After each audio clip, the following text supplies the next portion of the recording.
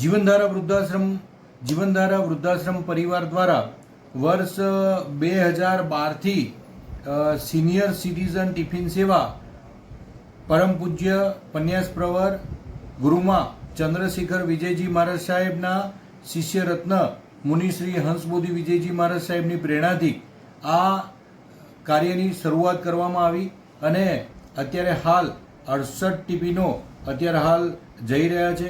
Senior citizen tiffin સેવા કે લાંબા આજુબાજુના 5 કિલોમીટરના વિસ્તારમાં જે પણ સિનિયર સિટીઝન હોય, એકલા રહેતા હોય, બ્લાઇન્ડ હોય, જેઓ આર્થિક રીતે પછાત છે, જેઓ સવારે જમતા હોય ને સાંજે કોઈ જમવાનું ઠેકાણું ના પડતું હોય, આર્થિક રીતે ખૂબ જ પછાત હોય, ઘણા વડીલો એવા છે કે સવારે બ્રેડને ખાઈ અને આખો દિવસ ચલાવતા હોય. તો આવો અમે એક સર્વે કરીએ છીએ અને આ લાંબા આજુબાજુના 5 કિલોમીટરના વિસ્તારમાં જે પણ સિનિયર સિટીઝનો હોય તેમનો સર્વે કરી તેમને અહીંયાથી ટિફિન વિના મૂલ્યે અને 10 રૂપિયાના ટોકન ચાર્જથી કે કોઈ ભરી શકે એવા છે એમણે 10 રૂપિયા ભરવાના હોય છે. તો આ ટિફિન સેવા અંતર્ગત આજે અમારા બા આવ્યા છે કેસરબેન કેવળભાઈ જેપાળ કે જેઓ ટિફિન માટે અહીંયા અરજી કરી રહ્યા છે. તો કેસરબેનને દીકરો હતો, એક દીકરો અને 2 દીકરી છે. દીકરો પેન્ડલ રિક્ષા ચલાવતો હતો અને તેનું થોડા સમય પહેલા કેટલા સમય પહેલા અવસાન થઈ ગયું? 9 વર્ષ. દીકરાનું 9 વર્ષ પહેલા અવસાન થઈ ગયું. બાની આર્થિક પરિસ્થિતિ ખૂબ જ નબળી છે. બાને એક 750 રૂપિયા કંઈક કોઈ સમાજમાંથી પેન્શન મળે છે અને 750 રૂપિયામાં બધું ચલાવે છે. સરાહનીય વાત તો એવી છે કે તેમના પડોશમાં રહેતા ભાઈ શ્રી શૈલેષભાઈ ઇમાનુએલ કે પોતે હાલ અહીંયા ઉપસ્થિત છે, પોતે રિક્ષા ચલાવે છે પણ પોતે બાનું સરસ ધ્યાન રાખે છે, એક માનવતાનું ઉત્કૃષ્ટ ઉદાહરણ પૂરું પાડે છે. બાને રોજ સવારે ચા નાસ્તો વગેરે આપે છે અને બા આજે અહીંયા આવ્યા છે ટિફિનની અરજી કરવા. તો બા તમારે ટિફિન કેમ લેવું? તમારી આર્થિક પરિસ્થિતિ કેમ ટિફિન લેવું છે તમારે? ટિફિન આવતું તું મારું. હા, પણ કેમ લેવું છે? હવે જમવા આવતું.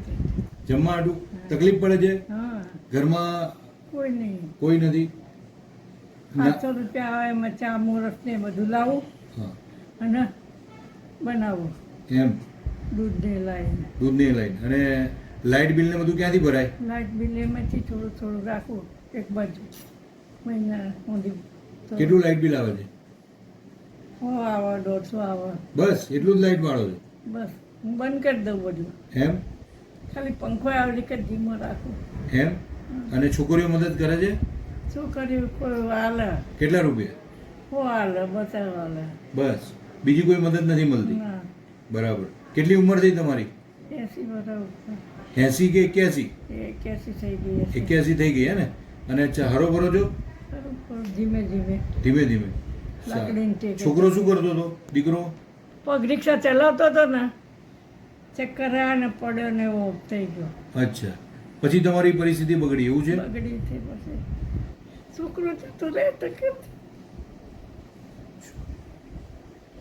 આપણે કેવી રે ત્યારની બીમાર પડી ગઈ. ત્યારનું ટિફિન ચાલુ હતું મારું.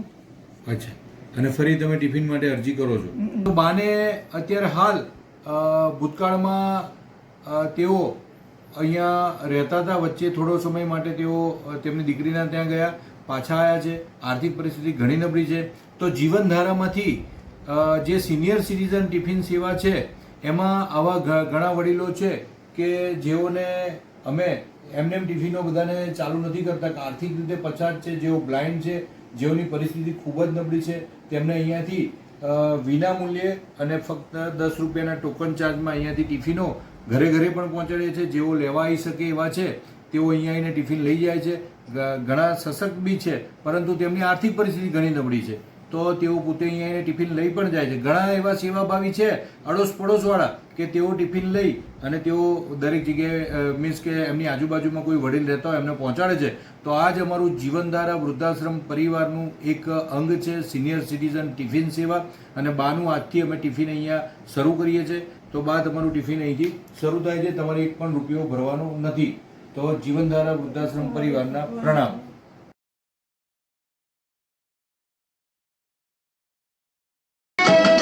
किसी की मुस्कुराहटों पे हो निसार, किसी का दर्द मिल सके तो ले उठा, किसी के वास्ते हो तेरे दिल में प्यार, जीना इसी का नाम